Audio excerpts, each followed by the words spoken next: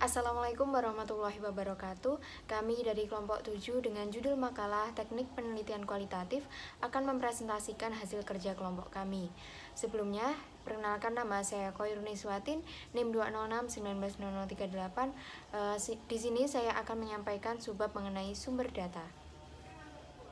Data merupakan fakta empirik yang dikumpulkan peneliti untuk kepentingan memecahkan masalah atau menjawab pertanyaan-pertanyaan yang ada dalam penelitian.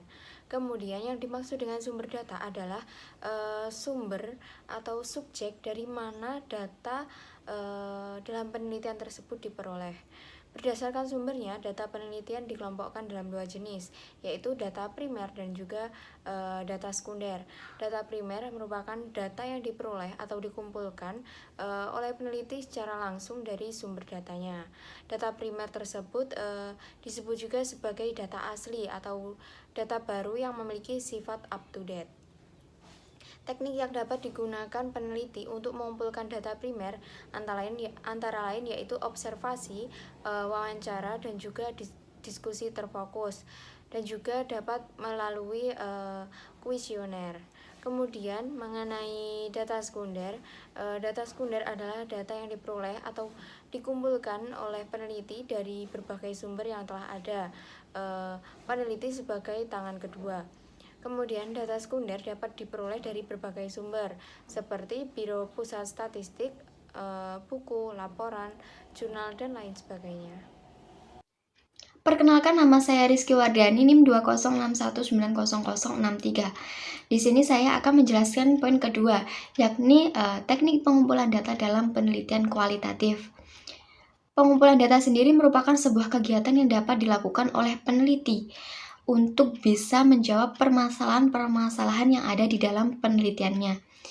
Untuk itu, peneliti bisa melakukan pengumpulan data ini dengan berbagai teknik, yakni yang pertama adalah teknik observasi, yang kedua ada teknik wawancara, dan yang ketiga ada teknik dokumentasi. Sedangkan yang terakhir adalah ada teknik triangulasi. Kita bahas yang pertama dulu, ada teknik observasi. Nah, teknik observasi di sini bisa dilakukan peneliti untuk melakukan pengamatan dan juga pencatatan terhadap objek yang diamati dan subjek penelitiannya. Nah, yang kedua ada teknik wawancara.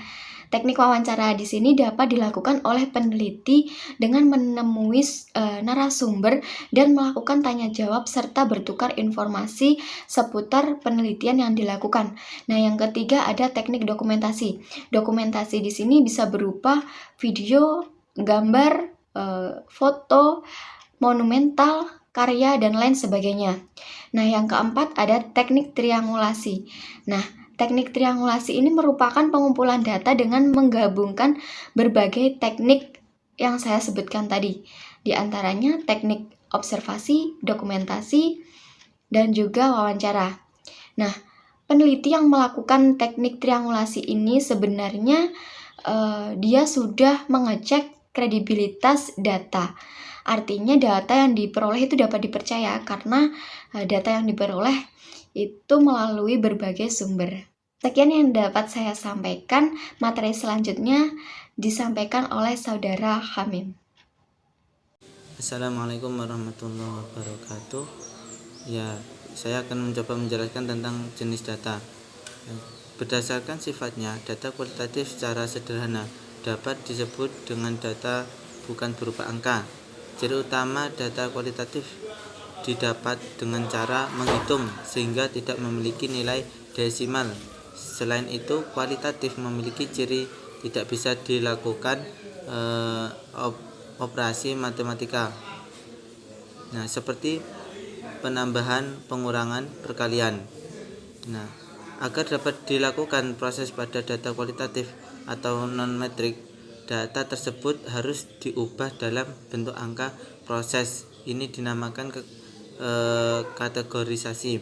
Data kualitatif dibedakan menjadi dua jenis, yaitu nominal dan data ordinal. Data nominal adalah jenis data kualitatif yang digunakan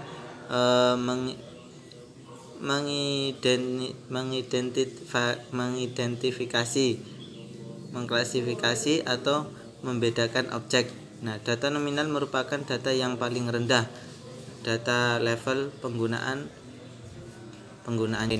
Nah, berdasarkan sumbernya, pembagian jenis data menurut sumbernya itu didasarkan pada sumber data internal dan eksternal. Nah, internal adalah data yang dikumpulkan oleh suatu organisasi untuk menggambarkan keadaan atau kegiatan organisasi yang berdasarkan serta penggunaan untuk keperluan kegiatan harian dan pengawasan internal. Data eksternal adalah data yang dikumpulkan untuk menggambarkan suatu keadaan atau kegiatan di luar organisasi tersebut. Berdasarkan cara memperolehnya dapat dibedakan menjadi dua, yaitu data primer, terus data yang dikumpulkan oleh data yang dikumpulkan terus diolah sendiri oleh organisasi atau perorangan langsung dari objeknya. Nah, pengumpulannya itu berdasarkan waktu, dibedakan menjadi dua jenis, yaitu data cross-section dan data berkala. Data cross-section adalah data yang dikumpulkan dalam suatu periode tertentu, semisal menggambarkan keadaan suatu kegiatan dalam periode tersebut. Misalnya hasil sensus penduduk data 2012. Demikian presentasi dari kelompok 7, ada kurang lebihnya kami mohon maaf. Sekian, wassalamualaikum warahmatullahi wabarakatuh.